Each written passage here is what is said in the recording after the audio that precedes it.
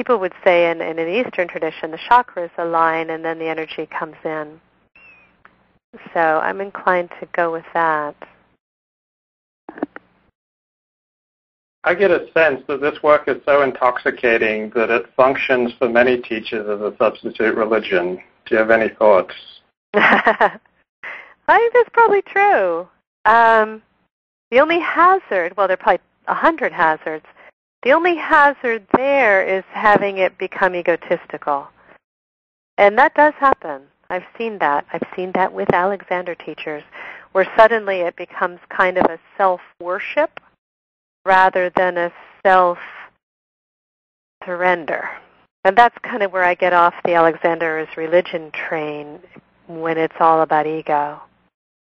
My sense is it has to be in service to something that's way beyond us, and that's good, and that's about people connecting, not about one person being, the guru, the great guru. Because the great thing about FM, I think, from what I can tell, is he kept it so practical and so non-spiritual that he never put himself in a guru position. And that's a pretty hazardous position, that spot. Does the Alexander technique make people finer and kinder, or does it just make them more of who they naturally are? I always think Frank Sheldon used to quote Frank Pierce Jones, who I think was one of his first teachers. And Frank Pierce Jones apparently said it might make a car thief a better car thief. Yeah. So I don't know. My experience is if people really are willing to change and not just do it as body mechanics, they become better people. They start to work through some of their stuff. Is Alexander technique a form of body work? It looks like it, doesn't it, when somebody's on the table? Yes. It can really look like that. It can also look like physical therapy. I don't think it is. I think it's work on the whole self, and I think when we start to,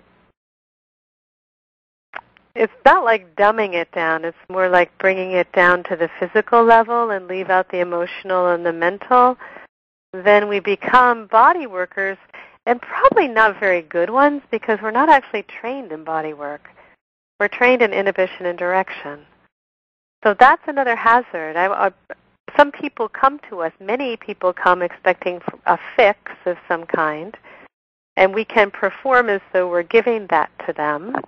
But my sense is every time I do that, I get into trouble, and so do they. So it really is, I think it's paid day 3. I used to know all the days in my book by heart, but not so much now. It's out in the world on its own at this point. Day 3, I think, is titled, Will I Have to Think About It? Because you don't have to think about body work. You go, you get it, you leave. And the answer to will I have to think about it is yes, you'll have to think about it. At which point the people who came for body work, they might leave. But the people who came to think about it, they'll get good at thinking about it.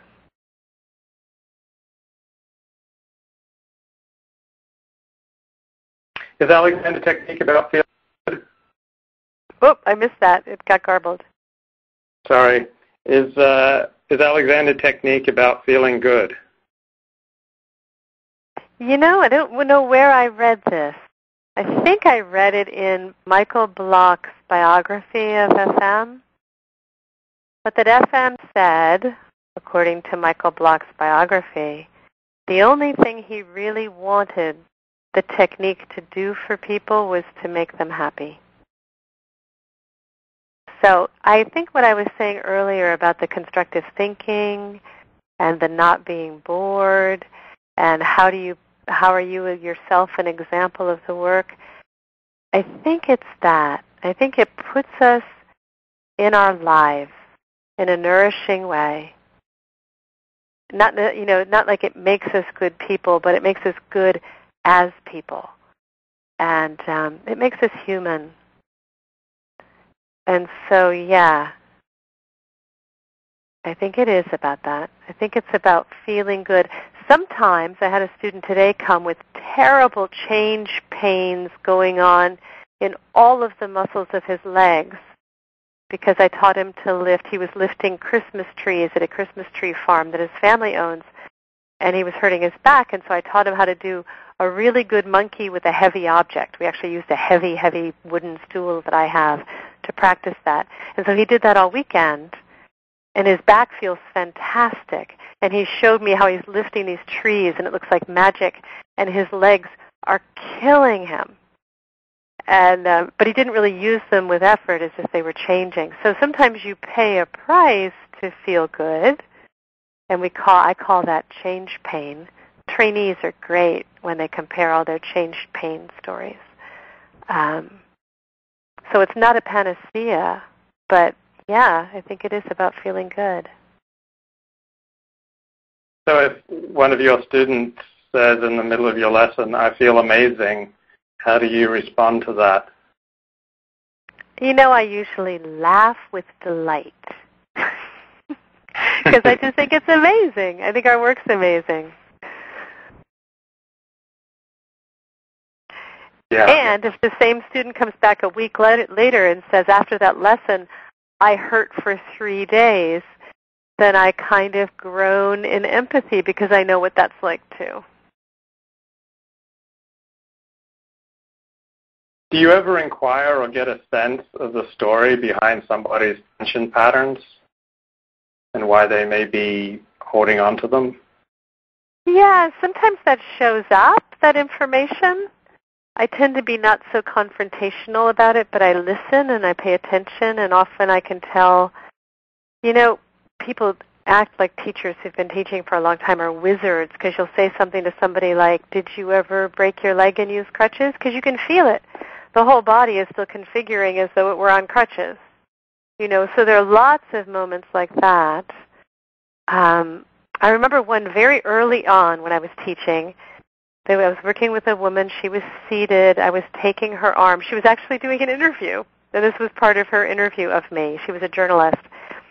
I was taking her arm, and her arm was really gripping. And I kind of waited, and I moved back toward her a little bit to kind of give it some support without trying to yank on it. And I waited, and very gradually, very gently, her arm began to undo a little bit, and she gasped. And I said, what is it? And she said, are you okay? And she said, when my daughter was a baby, I fell down the stairs. And I was holding her, and she said, and until just this moment, even though she's now 15 years old, I was still holding her until I just now gave you my arm. So those moments do happen. I don't tend to go searching for them, but the moment someone gasps, it's okay to say, how are you doing, or what's going on? We're not therapists, but clearly something was going on. And I think it helped her to recover it. Yeah. I have a sense that people armor themselves with unnecessary body tension to get through difficulties, and then they retain the tension, and they've many times formed an emotional attachment to that tension because it enabled them to surmount tragedy or difficulty. It's a really wonderful way to put it. It becomes who they are. It becomes what they are.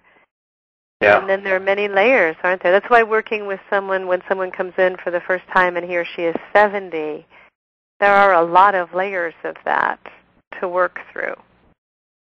I have sort of a passion, it's not quite evangelical, but it's getting there, of working with people in their 20s, because I guess that's when I found the work, and you don't have all those layers built up yet, and probably if you begin the work in your 20s, those layers won't get built up, and so I just think it's pretty amazing to catch people there with maybe 10 to 20 to 30 of those layers and not hundreds. Yeah, I think you're exactly right. I think we are braced and defended, probably using about 80% more energy than we need to run those programs of defending and holding.